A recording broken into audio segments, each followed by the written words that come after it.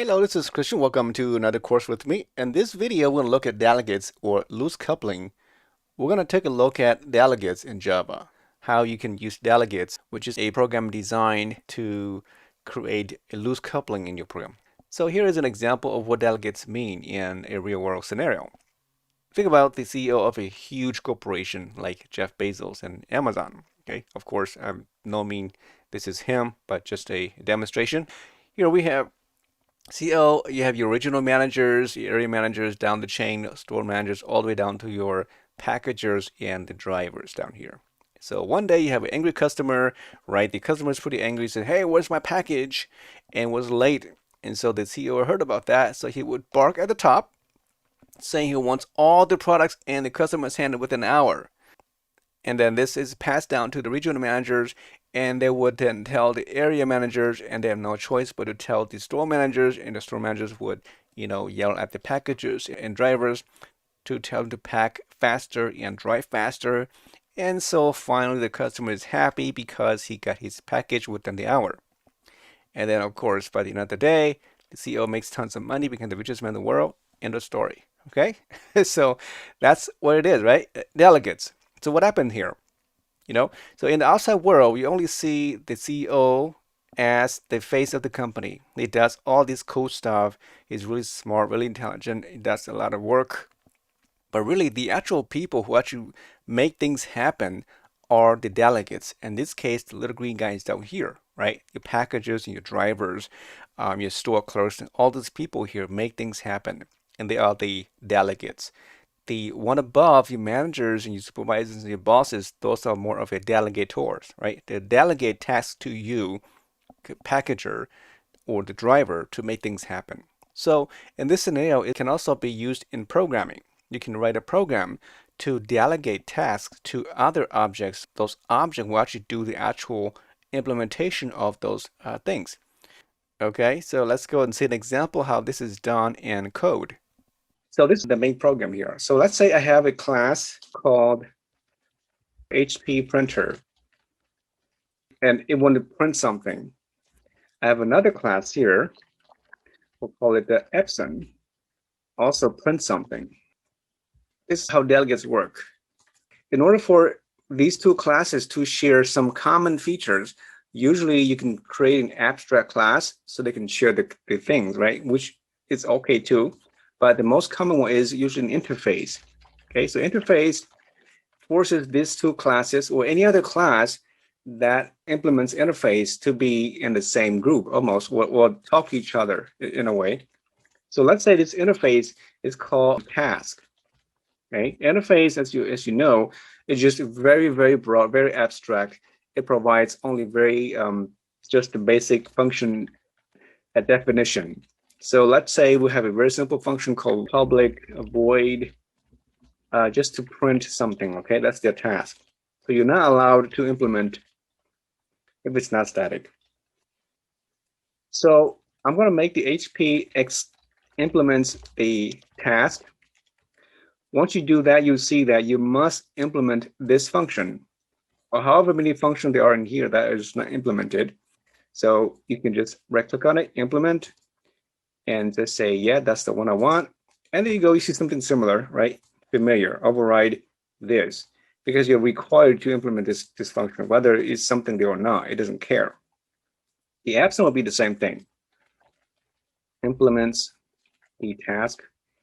And then I'm just going to copy this exactly the same and put it down here.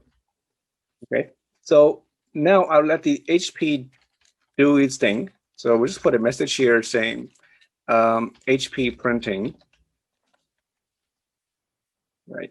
And I'll copy the same one down here. We'll just put for the Epson here. And then there is this really important class called printer, also implements that task.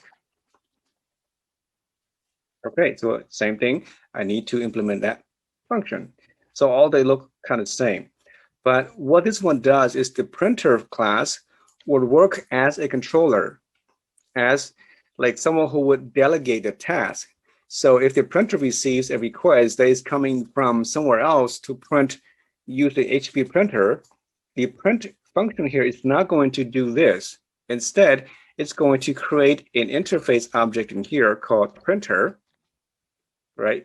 Or whatever this printer is, we don't care. And then I'm going to create a constructor called printer, accepts the task called printer2, I guess.